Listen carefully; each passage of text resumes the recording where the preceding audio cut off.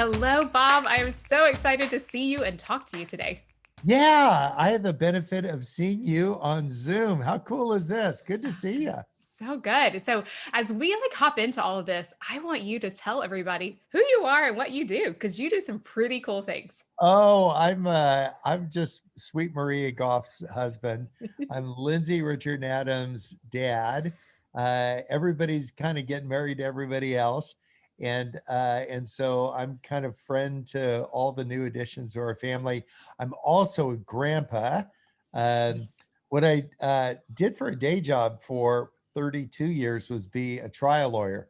And I enjoyed that. That was a good way to fundraise to do the things that I'm a little bit more passionate about, like building schools and Mhm. things for some kids that are struggling. So we do some stuff here in the United States where I teach at Pepperdine Law School and San Quentin, which is so Yes. fun. So cool. Um, yeah, I'm trying to arrange a sleepover at San Quentin without knocking off a liquor store to get there.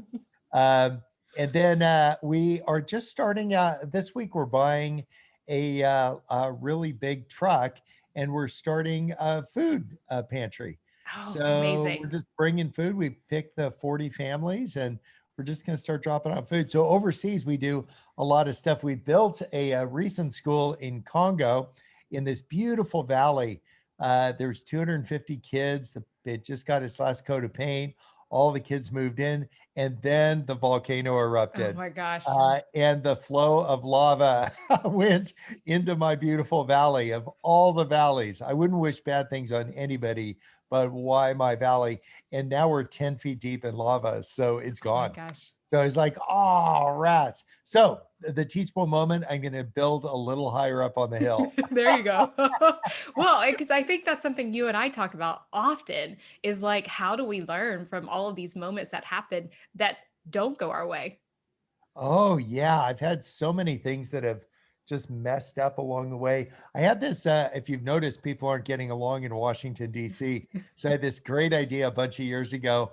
A house came up for sale right across the street from the United States Supreme Court. So I bought it.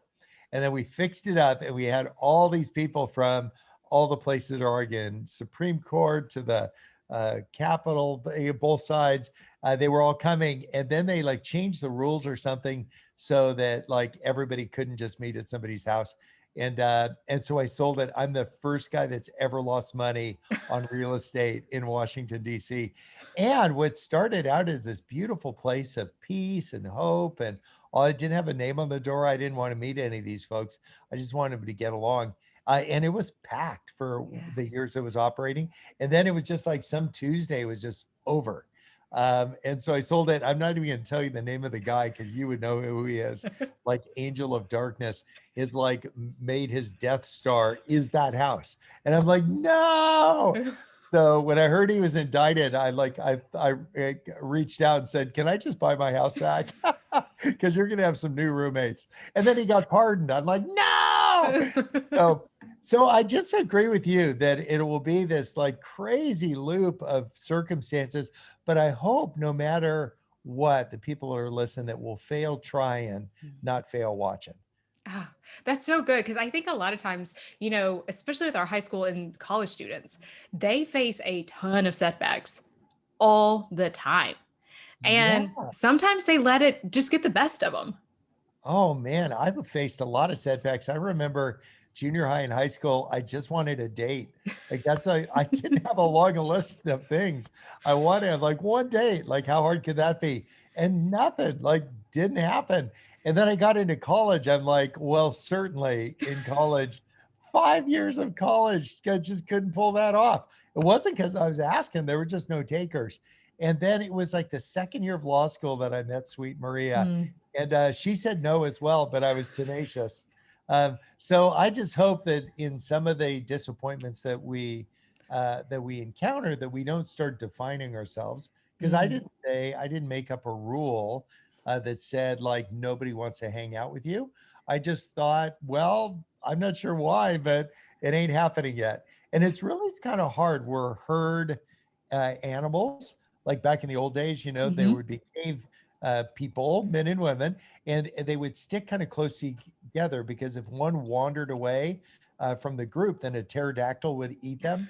And so they decided it's safer to be together, and they were all watching what each other was doing to see, like, how could I not get eaten by a pterodactyl?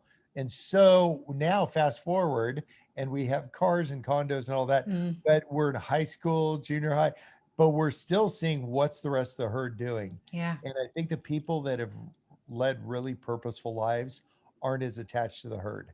Mm, They're just saying, you know what? If I get eaten by a pterodactyl, if the school burns down in a lava flow, I'll build it again.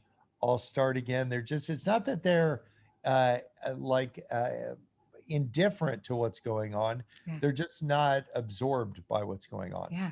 And I think that's so interesting because we look at some of these students who have done really big things. And I think of some of the things that you've done. And one of those things is a little book called Dream Big. And Well, one of them is being your friend. oh, thanks. I'm counting that as my like bigger accomplishment. The other one, just like, I don't know, there's just a bunch of typos in. Yeah. Um, but yeah, I do agree. This is the whole premise of that book, Dream Big, Yeah. was probably for the folks listening is like, what are your ambitions? What a Mhm. great question to pause and ask for. So as you're figuring out what your next courageous moves will be, say like, what are the ambitions or what are the ones that are lasting? Yeah. Yeah. And I think for, our teenagers and our college students, like that is the time to start really dreaming big and thinking about what are these things I want to accomplish. It's really true because, gosh, most of the people listening, I imagine, are just broke. If you're in like high school or college, what a great time to try something. Because what's a bad day? You're still going to be broke. Right. You mean Right. broker? Put that on Right. your resume, broker. Not like Wall Street, just like really, really Just broke. broke. Yeah. Yeah. Yeah. Where's the ramen as we think about what the next step is? Oh, I love Yeah. that. And so as you think about, you've taught a lot of people and you've encouraged so many people, including myself, about us identifying our dreams. And like, so what is that process for some of these kids if they're still broke, but they're like, I have a passion. I just need to figure out how to get there. Yeah, I think one thing I would do is take a lot of notes. Mm, So when you and I were just teasing about broke and broker, I thought that was kind of funny. So what I did is I just wrote down broker. I'll remember later what that was about and how we laughed about it. And it's not because I'm trying to write a book about that, but the people that have changed the world were note mm. takers. They Yeah. always were. It was during the time that oh, who's the guy that wrote Star Wars? Why am I blanking on him? That famous director. It'll occur to me later.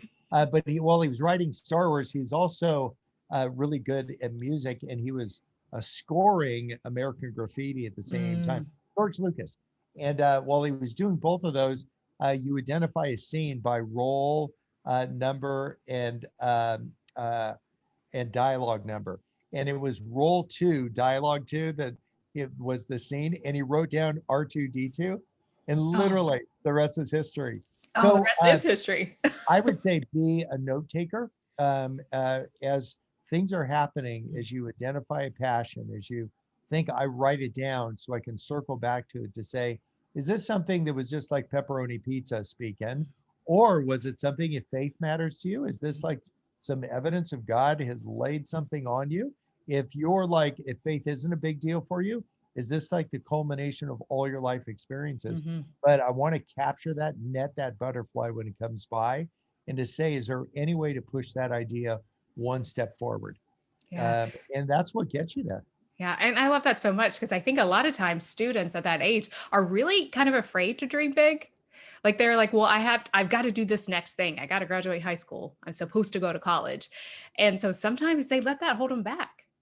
Yeah, I think sometimes what we do is we put things out of our reach because we think it's for somebody else. Yeah.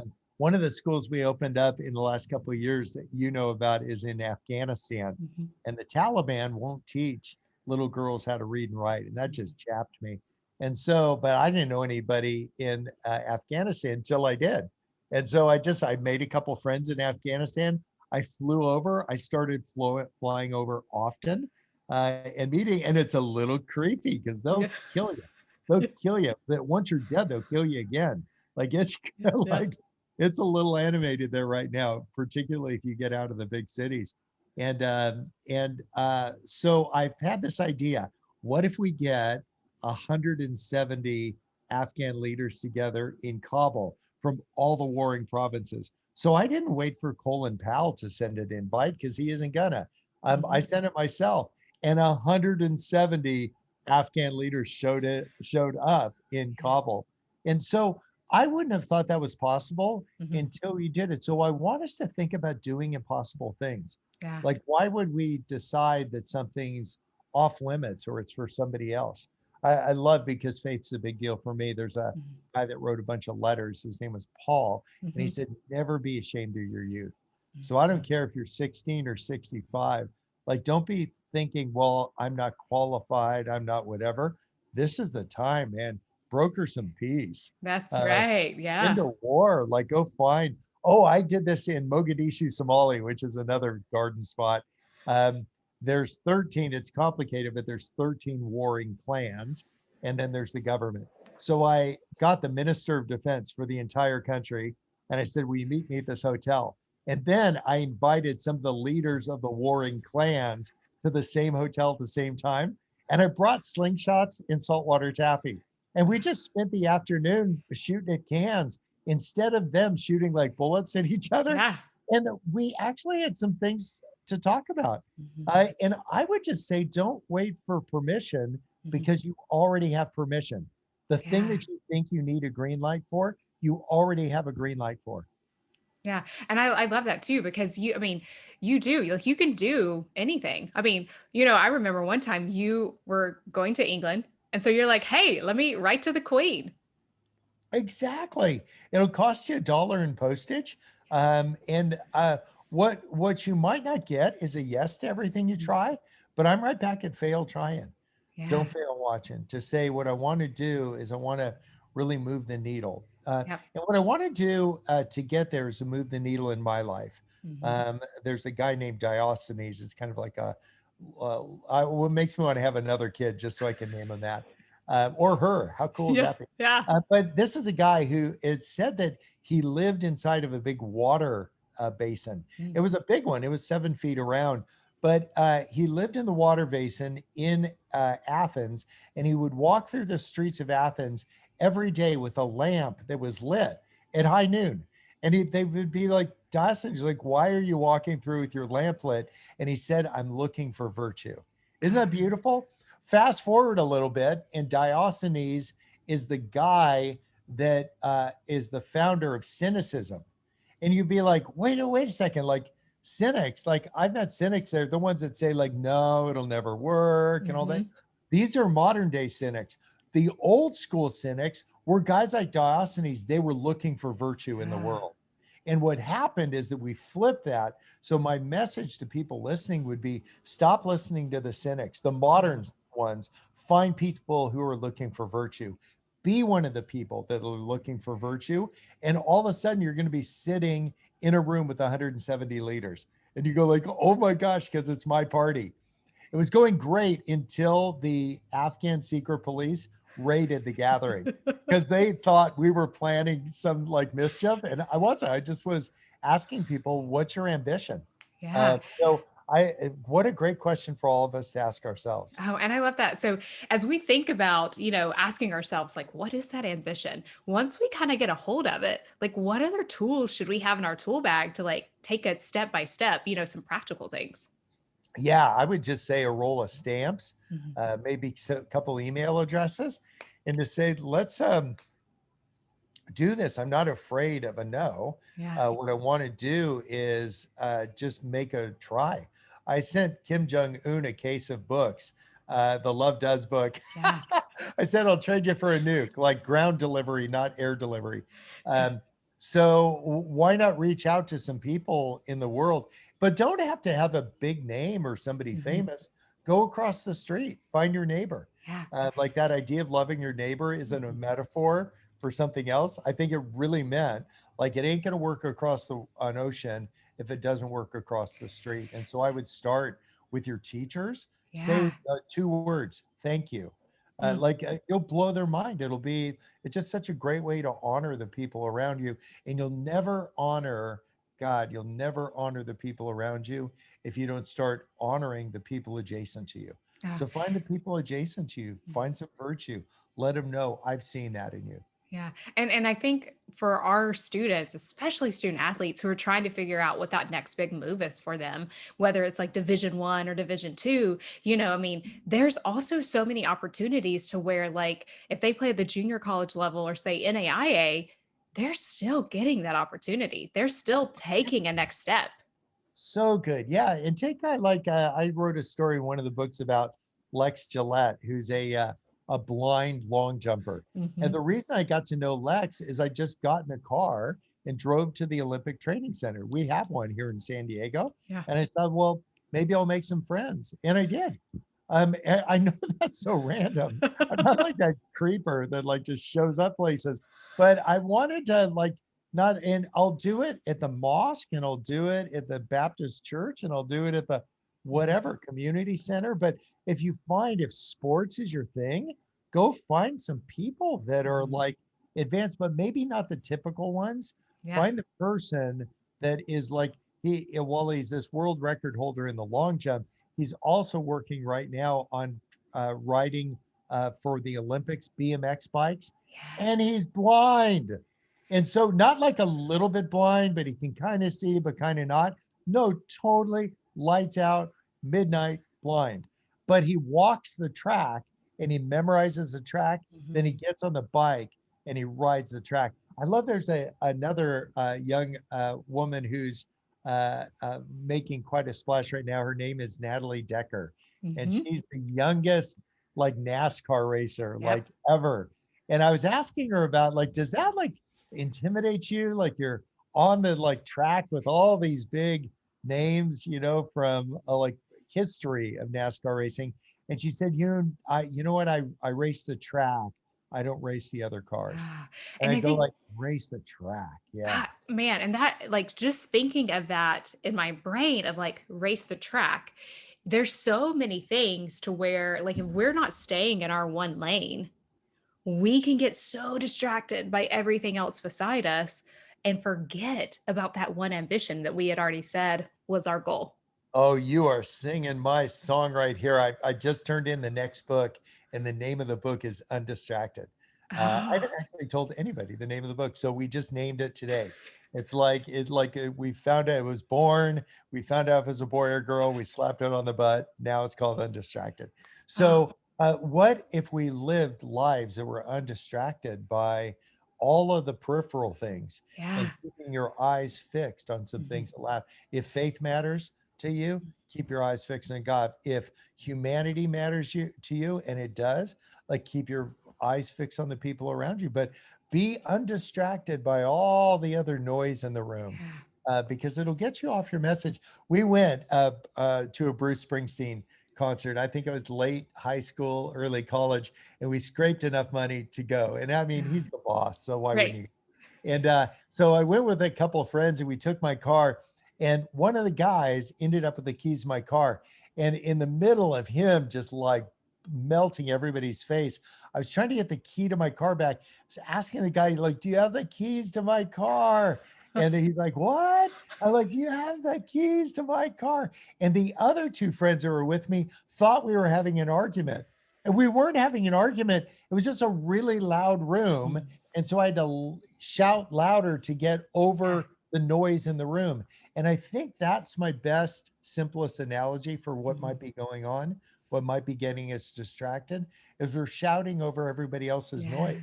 And I would just say, I don't know, man, pass a note, write it down instead. Right. You don't And need I to shout, you'll just go hoarse. Right. And I think even like as I'm thinking about note taking, and that's one of the things I work with a lot with our students is how can we stay undistracted in every part of our arenas? So whether it's in the classroom, whether it's on their athletic field, whatever they're doing, and having those little notes bring us back to Thank what we need to be doing every single day. Yeah, just kind of reminds you why you're doing what you're doing. Yeah. And if you have kind of a central premise, I'm not saying a slogan, but just something that reminds you, I'm doing this because I really want to have more that's going to be lasting in my Mhm. life. Like I don't write books because I like to write books. I find it like very tedious to write down all the words. It's like every word is spelled differently. It's killing me. Um, but uh, but I write them because I wanted to have some shelf life. Yeah. And I wasn't thinking about that at 16, but at 62, I mean, I don't know how many years I have left, but uh, less. Yeah. Someday I'm going to be in a jar on a shelf, but next to me, leaning against the jar, will be a book. And I think the book's going to outlast me. What if we even start at younger ages saying, what's going to outlast me?